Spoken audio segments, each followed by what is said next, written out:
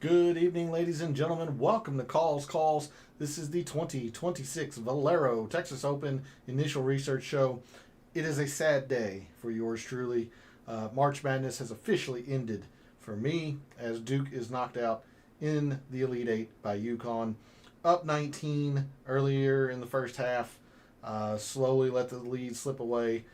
Not a very good look for Duke. So I am back to wearing my normal clothing for you all for the show. A decent enough Houston Open for me. Cashed 70% of my DFS lineups that I played. However, the top end was always going to be limited considering I had 6 of 6s. Whether it was Patrick Rogers or Rasmus Nergard Peterson, somebody else I'm forgetting that I played quite a bit. Missing the cut. Did not have any 6. I had 6 of 6s, but I had several very, very good 4 of 6s and 5s of 6s with Chris Goddard, Minwoo Lee, Sudarshan, Nikolai Højgaard. I just played a lot of good plays this week, but Sam Stevens was very, very good. So, pretty solid week, profitable. Did have the Nikolai Højgaard outright. Couldn't quite catch Gary Woodland, and what an amazing story. How can you root against Gary Woodland? Everything that he's been through in the past few years, getting back to the winner's circle on the PGA Tour. So great for Gary Woodland. He has now booked his ticket to the Masters. So let me know how your Houston Open went. How is your March Madness going? What do you think of the Final Four? Not quite as chalky as some of us probably believed last week, going into the Sweet 16 with all of the number 1 seeds other than Florida still alive. So how are your brackets looking? Do you still have a chance in any bracket challenges you're in? And then moving forward for the Valero Texas Open, what do you know of the course? Who are you targeting early on? How do you think the tournament's going to play? All of that. So let's get into it, shall we? All statistics provided tonight and moving forward are from both Fantasy National and the Rabbit Hole over at BetSperts. The Rabbit Hole is merging or acquiring Fantasy National, so I am slowly in the process of migrating all of my data into the Rabbit Hole format. It's a long, tedious process, but I am making some decent progress on that. But go check out the Rabbit Hole. Has everything you need to make the correct wagers and optimize your lineups week in and week out on the PGA Tour. Tournament simulator, lineup optimizer, course database, anything and everything you need is over at the Rabbit Hole, so go check them out. You won't regret it. In the description of the video, there are links to all the social media. First off, my X and Instagram, where I will try to post some research tomorrow regarding past winners of the Valero Texas Open, patterns that the winners all have, players in the field this week who fit those patterns, some course info, all of that. I'll try to put something out over on social media tomorrow. So if you want to see the weekly research that I do on the PGA Tour, give me a follow at your preferred social media site. X is also where I place my weekly betting cards and top player usage in the DFS contests I play. That comes out every Wednesday after the DFS Tactics show. So if you want to see the players I've wagered with my own money, the players I'm using most often in my lineups, go give me a follow over at X. Lastly, for social media, Gabe's handle's in the description. He writes a great article called The Fringe. It's a great way to start your week of preparation on a Sunday afternoon when he sends it out Sunday morning. Continues to update you throughout the week with his own version of recent form and course history, and the deluxe version that comes out early on Wednesday gets you prepared to finalize your lineups with some ownership projections, his top plays and values. So you really are missing out if you aren't subscribed to his article. Make sure you're doing that and follow him over on social media. Show him some support. Lastly, for this intro, we're live. Chat's open. I want to hear from you all. Again, in addition to anything Houston Open related, March Madness related, moving forward for the Valero Texas Open, who do you think is your early favorite this week in San Antonio? How do you think the course is going to play? Anything and everything. Put your thoughts and opinions into chat. If you're not able to catch the show live, put your thoughts and opinions into the comments. I'll always get to those as well. So let's do it. Let's do our initial research for the 2026 Valero Texas Open.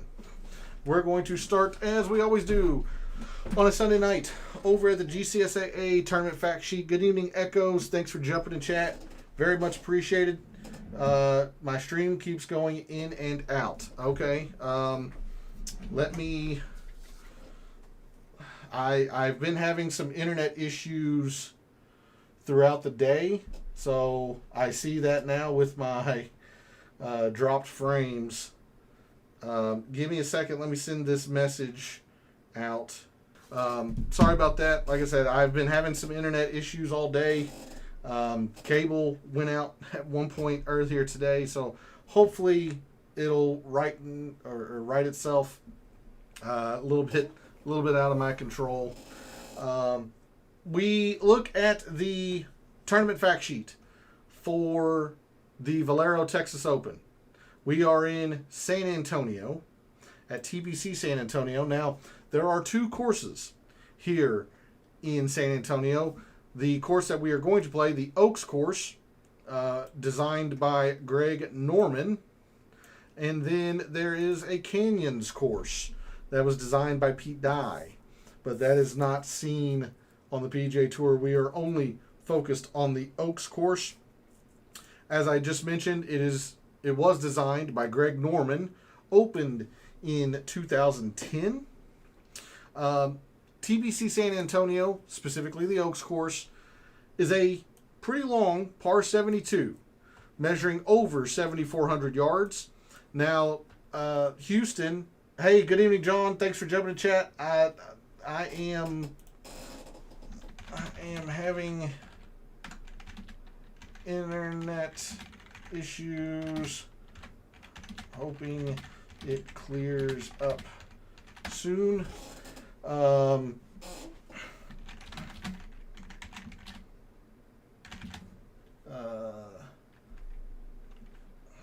The update, and please let me continue to let me know how it's going. I'm looking at my software here, and yes, it is I'm having a lot of dropped frames. I really don't want to restart. I might have to, but I apologize. I'm going to do the best that I can with it, but it looks like we're just having some rough internet issues right now where I'm at. So I'm hoping that gets cleared up. If it doesn't clear up in the next 5 or so minutes, I'll try and restart. Doesn't clear up, I'll clear up in the next.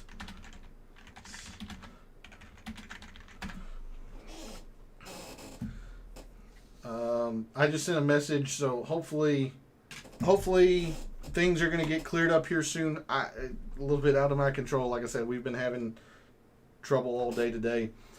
Like I said, I'll try and keep it going. If it doesn't clear up, let me know. The Oaks course at San Antonio, long, par 72. Now, it's not going to play as long as Houston and Memorial Park did. Remember, Memorial Park was 7,500 yards as a par 70. This is still long, over 7,400 yards, but at a par 72, it's going to feel quite a bit shorter for the players this week. A lot of the length in the course comes in the par 5s, which we'll talk about here after a little while. So we are on still a long, moderate to long, traditional or standard par 72, 4 par 3s, 4 par 5s. As we've done a lot so far in the spring, we are on the same Poa Trivialis overseeded greens with ryegrass overseed in the fairways and the rough. This is a lot easier to play out of. You saw this in Houston. Now, Houston kept the rough very, very short, but it's not difficult to play out of. Not as difficult as if the Bermuda were live at this time of year, but at this time of year, the Bermuda is dormant, so you won't get as difficult a lies in the rough than you would in pure or on pure Bermuda. But ryegrass overseed, the rough is kept a little bit long at 3 inches. In fact, if we check what the rabbit hole says, the rabbit hole has what what I think of with this course is short, 2 to 2.5 inches in terms of rough. So all we can go by is the GCSA tournament fact sheet. It looks like they might grow out the rough a little bit this year. So 3 inches with rough. And the greens here at the Oaks course, a little bit larger than the average tour sized green at 6,400 square feet. The average is right around 6,000 square feet. So slightly larger greens here in San Antonio, but they're going to play a lot smaller because they're generally pretty firm. They've got quite a bit of undulation and like multi-tiering to them. And they are designed to repel poor approach shots that are on the edges of the green. They are going to, run off into chipping areas, false fronts, things of that nature.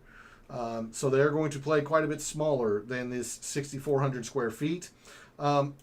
Fairway width, pretty narrow, 25 to 30 yards in terms of average fairway width.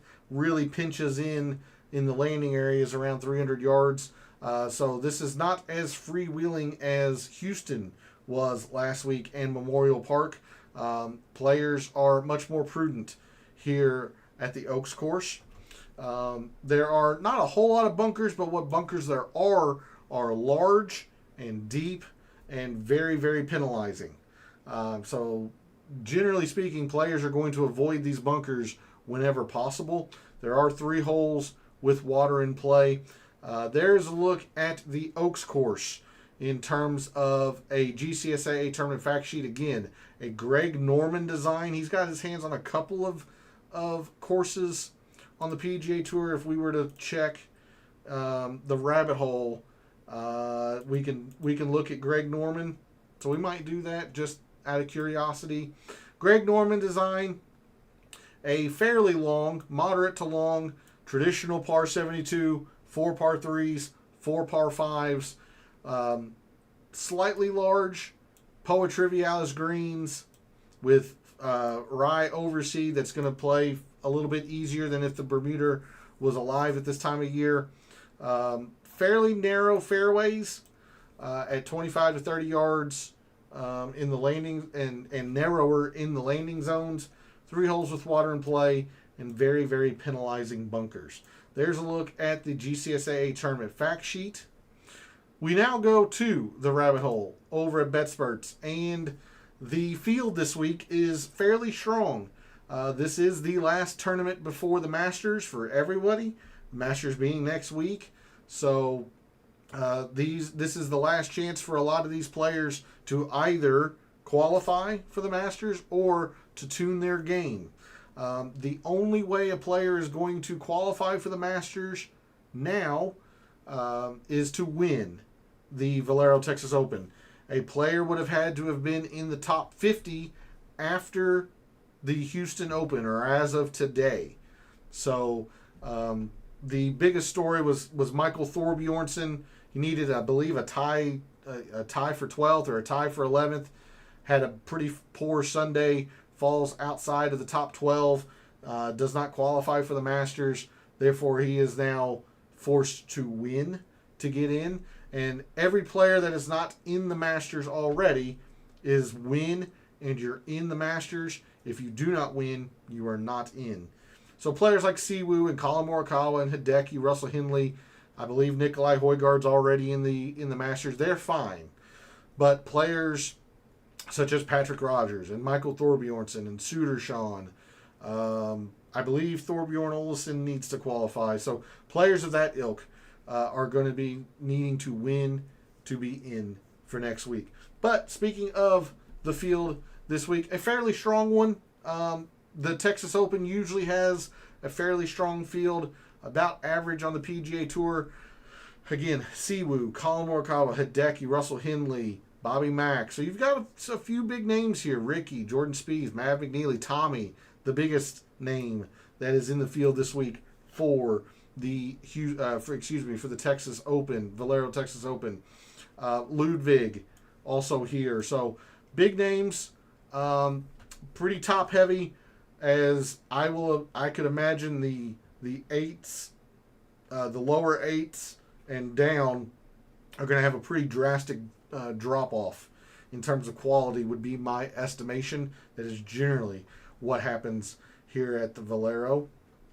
But you see your top performers, at least in the past 6 months. Let's narrow this into just 2026 and see how that changes. Siwoo, Henley, Hideki, Colin Morikawa, Nikolai, Bobby Mack, Rio Hitsatsune, etc. There's your top performers so far in 2026. Just because I'm thinking about it, let's check this Greg Norman design. And we're going to have to go back. I'll go back all the way to 2024, see if there are what rounds and courses we have. So, Greg Norman designs, we have obviously the Valero Texas Open. Vedanta down in Mexico is a Greg Norman design. Looks like those are the only two in the past 3 years or so. And this plays, I was going to say somewhat similar, but the more I thought about it, the more I did not agree with that. As Vedanta is very wide and very forgiving, that is not the Oaks course. That's just not how the Oaks course plays. So not a whole lot there that we can go on with Greg Norman. Let's take a look at long and very long courses. I don't know if the rabbit hole will say that it is long. It does say it's long. Obviously, it's not the brute or very long that a Torrey Pines or a Houston Open is, but definitely long in terms of raw yardage. Maybe not so much as into by par. But your top performers in the field so far this week on long and very long courses: Tommy, Colin Morikawa, Ludwig, Jordan Spieth, Bobby Mack, Pearson Coody, Russell Henley, Kevin Roy, Vince Whaley, and Mav McNeely are your top 10 in terms of performance on long courses. Taking a very, very quick look here, the average scoring conditions list difficult. I can somewhat agree with that, I suppose. Harmon last year, -9, very difficult. But Batia got to 20 under. Spieth got to 18 under in 2021. 15, 13 from Batia and Connors and Spawn. Connors got to 20. Landry at 17. I would think of this as more as average, in my personal opinion. But if the rabbit hole wants to say difficult, I will go by difficult. So your top performers in rounds that have been difficult, and we'll go ahead and do very difficult as well.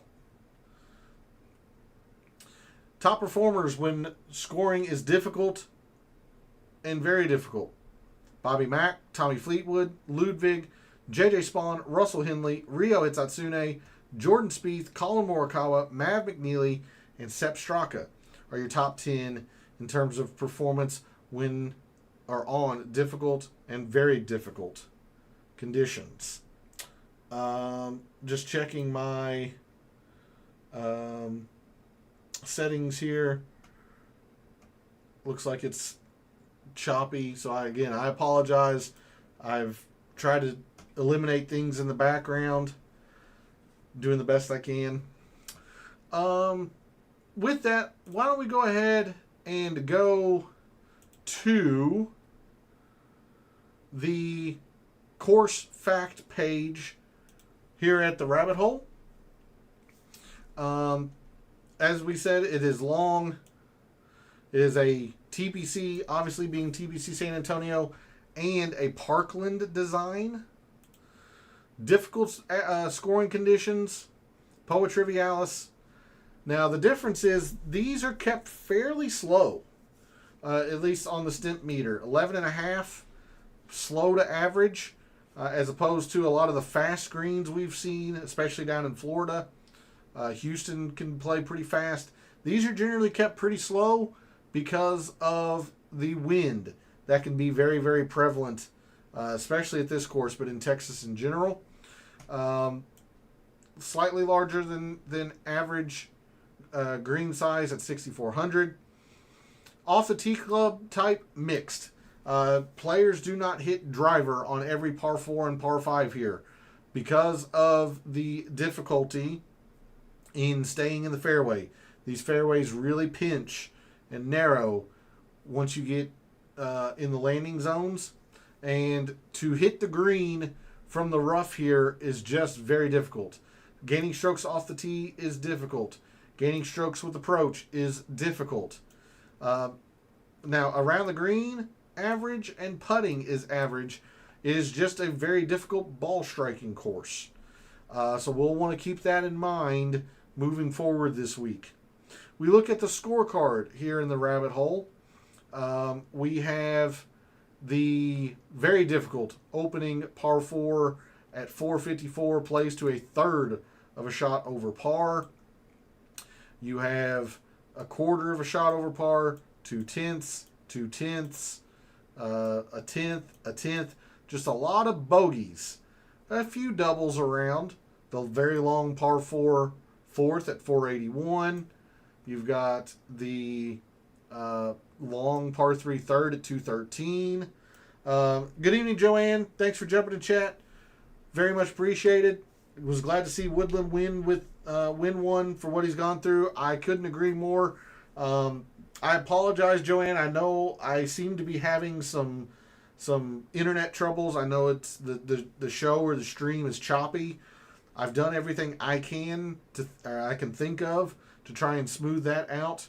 So apologies that the quality isn't the greatest this evening, but I didn't want to completely skip my show because of some poor internet. But I couldn't agree more with you, Joanne. I did not have the outright on Woodland. I had the outright on Nikolai. So if Woodland wasn't going to win, I certainly hoped it was Nikolai. But with everything that Woodland has been through in just life, not just golf, in life, the past few years, it's very, very hard to fathom rooting against Gary Woodland. So it was good to see him come back to the winner's circle. Hopefully you had a very successful Houston Open. Played all of the Chris Goddard's and Minwoo Lee's and Nikolai Højgaard's and Gary Woodland's. I will say I have to give you credit, Joanne. Adam Scott turned out to be a pretty solid play this week. I know you were very, very high on him. He finished top 20, I think. Maybe top 25. So must give you your props there, Joanne, that Adam Scott was a very, very solid recommendation. Somebody that you were very high on. So hopefully you had a very successful Houston, and you're going to keep that momentum rolling for the Valero Texas Open. I myself had a pretty solid Valero Texas Open, cashing 70% of my lineups, so I can't complain. But good to see you in chat, Joanne. And again, apologies that the stream seems to be pretty choppy this evening. So yeah, taking a look at the scorecard, it's bogeys are plenty abound around the Oaks course. A few doubles. Now you do have a couple of decent scoring opportunities. The short, and I'll put it in air quotes, short par 5 14th 567. It does play to 4/10 of a shot under par. And then the short par 4 17th plays a quarter of a shot under par. And then you get into some difficult holes, even with par 5s. Par 5 602, 2/10 of a shot. Par 5 8th 604. Par 5 18th 591. These are not guaranteed birdies by any means. Short par 3 or mid-length par 3 16th at 183 plays a little bit under par. Par 4 12th plays right at par. So yeah, I guess the more I look into the scorecard, the more I can understand why the rabbit hole considers this difficult in terms of scoring. I've always just thought it was average. Again, none of the metrics. We'll take a look at that tomorrow over here at the Rabbit Hole. I guess Sundays they are taken down to update the averages, would be my guess. But we've seen this the past few weeks where, like if we go back to Memorial Park, we don't have this info here. Whoa, that was weird. We don't have this info here, off the tee approach compared to the PGA Tour average. So that'll come out tomorrow. We'll take a pretty good look at that, obviously. Took a look at the scorecard. We can take a look at some strokes gained for some of these leaders and winners.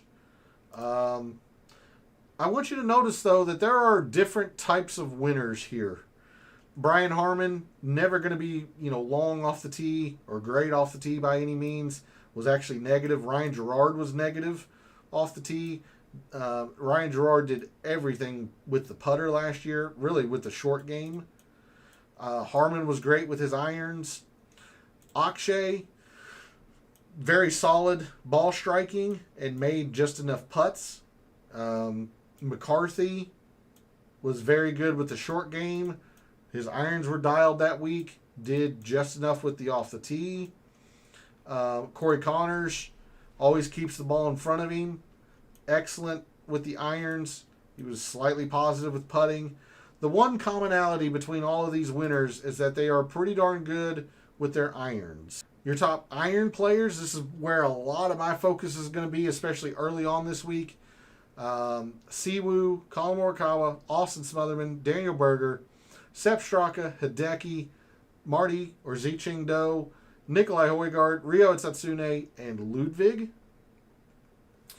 Top around the green players, Tommy Fleetwood, Adrian Dumont Deschessart, ADDC, Hideki, Nick Taylor, Brant Snedeker, Alex Noren, David Lipsky, Bo Hostler, Andrew Putnam, and Tony Finau. Internet issues, yay. See, some other notable names here. Tommy, 2 for 2. Hideki, 3 for 4. Novak, 3 for 4. Chris Kirk, 3 for 4. So there's a look at some of the players who have played pretty well around the Oaks course. Players who have not played well around the Oaks course. Tom Kim, 0 for 2. Seamus Powers, 0 for 2. Max McGreevy's 0 for 3. K.H. Lee's 1 for 3. Joel Damon, an alternate at the moment, but Joel Damon, 1 for 3. David Lipsky, 1 for 3. Hank Lebioda, 0 for 3. Michael Kim, 1 for 3. Any other, like Mark Hubbard's only 1 for 3 here. Doug Gim's only 2 for 5. Doing Doug Gim things, ball striking it well, not making a putt. Van Rooyen's only 2 for 4. Lee Hodges is 1 for 4 here.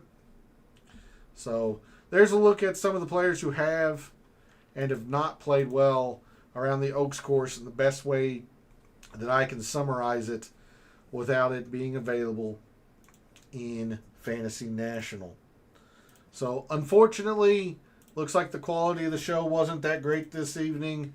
I apologize for that. I'll try to get that fixed by tomorrow. But that's going to be it for an initial research show. Thanks to Echoes and John and Joanne for jumping into chat. Very much appreciated. Thanks to everyone else out there who tunes in, watches, listens, supports the channel by liking the videos, commenting, and subscribing. Always appreciate it. Love what I do. Taking a very in-depth look at golf statistics, giving you a statistician and data analyst view of what he sees, trying to help us all win a little bit of money in the process. Hopefully you followed in my success at Houston. We're going to try and carry it forward for the Valero Texas Open the week before the Masters. So thanks again for all the support, for all the wagers you made this past week for the Houston Open, for all the DFS contests you played this past week for the Houston Open, and until I see you tomorrow night for the Data Dive show, may all your bets be profitable.